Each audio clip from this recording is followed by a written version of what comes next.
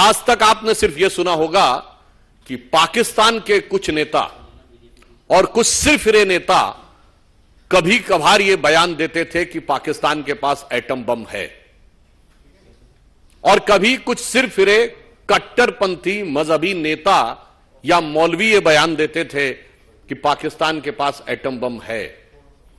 पर आज पहली बार इंडी गठबंधन के एक अत्यंत वरिष्ठ और सिरमौर नेता फारूक अब्दुल्ला साहब ने यह बोला है कि पाकिस्तान के पास एटम बम है।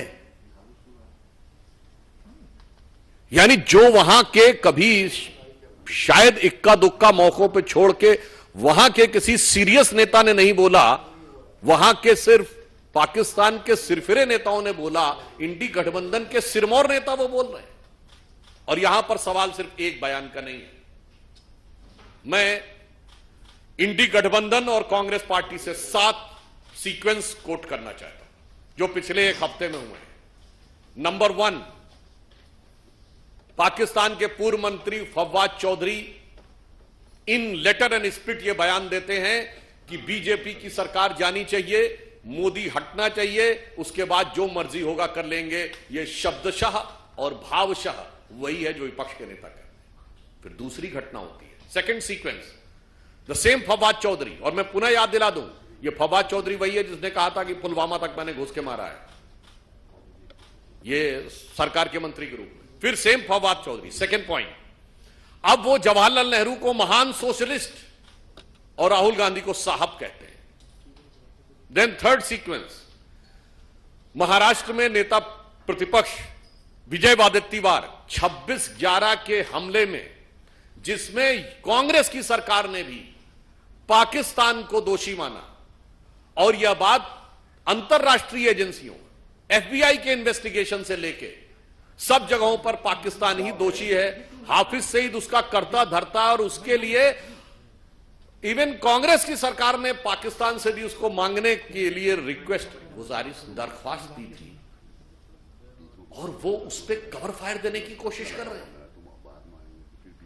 मुझे नहीं लगता है कि पाकिस्तान को ऐसा मॉरल कवर फायर कभी भारत के किसी नेता ने दिया होगा।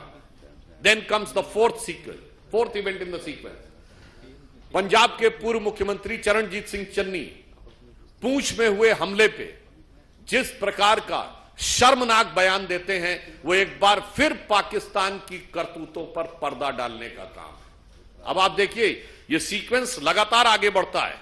फिर fifth event in the sequence, आज ही सुबेरे फिर वही विजय वडेट्टीवार, महाराष्ट्र में कांग्रेस के नेता प्रतिपक्ष, अपने बयान पे कायम रह के एसएन मुशर्रफ की किताब कोट करते हैं। अरे मैं उनसे पूछना चाहता हूं, किसी XYZ की किताब का तुम्हारे लिए ज्यादा मायने, या आपकी सरकार में इन्वेस्टिगेटिंग एजेंसीज, आपकी सरकार के कोर्ट और आपकी सरकार द्वारा शहीद हेमंत करकरे को दिए गए अशोक चक्र, किसका क्या सम्मान अधिक है?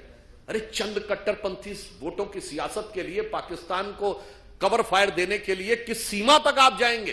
क्या आप अपनी सरकार की जांच एजेंसी को झुठलाएंगे, आप अपनी सरकार के कोर्ट को झुठलाएंगे, और इन्वेस्टिगेटिव रिपोर्ट्स, अब किसकी मृत्यु कैसे हुई, किस गोली से हुई, यह बाकायदा जांच एजेंसी में आता है रिपोर्ट में।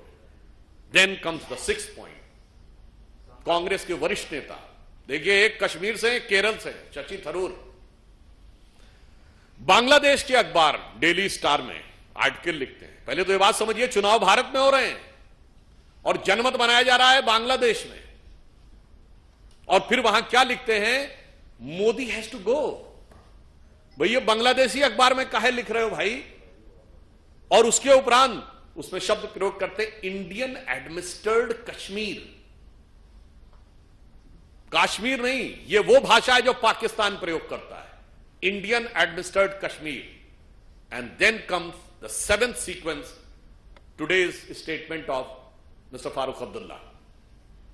क्या ये 7 सीक्वेंस, मैं कांग्रेस पार्टी से पूछना चाहता हूं कि ये 7 दिनों के 7 वचन क्या साफ साफ नहीं दर्शा रहे हैं कि अगर माननीय प्रधानमंत्री जी ने कहा था कि कांग्रेस के मैनिफेस्टो पर मुस्लिम लीग की छाप है, तो अब मैं पूरी जिम्मेदारी से कह सकता हूं, इंडी गठबंधन के नेताओं पर पाकिस्तान की छाप है, उनके बयानों पर। और छाप ही नहीं है, उनकी एक एक आवाज में पाकिस्तान की गूंज नजर आ रही है। वो उसके सुर में सुर मिला रहे